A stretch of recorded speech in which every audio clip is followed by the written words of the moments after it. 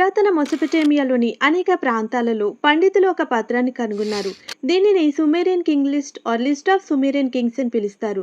సుదూర కాలంలో మన గ్రహం ఎలా పాలించబడిందో ఇది ఎక్స్ప్లెయిన్ చేస్తుంది. చాలా ఆశ్చర్యంగా అనిపిస్తుంది కదా.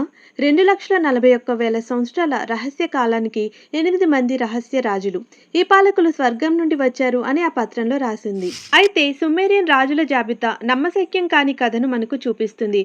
నిజానికి దీనిని నమ్మడం చాలా కష్టం, బట్ ప్రూఫ్స్ ఉన్నాయి కాబట్టి మనం ఖచ్చితంగా నమ్మాలి.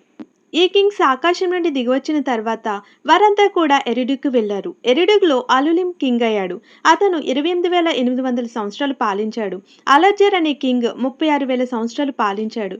ఇంకొక ఇద్దరు కింగ్స్ కలిపి 64,800 సంవత్సరాలు పాలించారు. 5 నగరాల్లో 8 మంది కింగ్స్ అంతా కలిపి 2,41,200 సంవత్సరాలు పాలించారు. ఆ తర్వాత మెగా వరద వచ్చి మొత్తం కొట్టుకుపోయింది.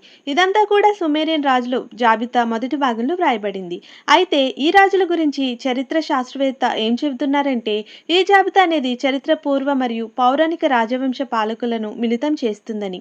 మరో మాటలో చెప్పాలంటే సుమేరియన్ రాజుల జాబితాలో రాసిన కొన్ని విషయాలు సరైనవని పండితులు చెబుతున్నారు, మరికొందరు అసంభవమని అంటున్నారు. అంతేకాకుండా సుమేరియన్ రాజుల జాబితా ఈ రాజులు భూమిపై ఎంతకాలం పాలించారో చెప్పడమే కాకుండా ఈ 8 మంది రాజులు స్వర్గం నుండి వచ్చారని కూడా చెబుతున్నారు. ఆసక్తికరమైన విషయం ఏమిటంటే ఈ 8 మంది రాజులు భూమిని ముంచెత్తిన గొప్ప వరద సమయంలో ఎలా అంతమయ్యారో కూడా ఈ లిస్టు వివరిస్తుంది. దశాబ్దాలుగా ప్రజలు సుమేరియన్ కింగ్స్ లిస్టులోని వివరణాత్మక చరిత్ర, రాజులు పాలించిన రాజ్యాలు, అధిక కాలం జీవించిన రాజులు, మహాప్రలయంలో వారి అదృశ్యం, అలాగే వారి స్థానంలో ఆకాశం నుండి వచ్చిన కొత్త రాజులు, ఇవన్నీ కూడా పౌరాణిక సెట్ అని చాలా మంది నమ్ముతున్నారు.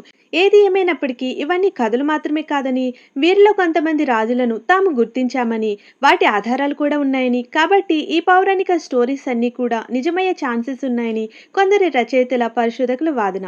అయితే సుమేరియన్ రాజుల జాబితాలో కనిపించే వివరాలు 100% ఖచ్చితమైనవిగా ఉన్నాయి. పండితులు కూడా ఒప్పుకుంటున్నారు.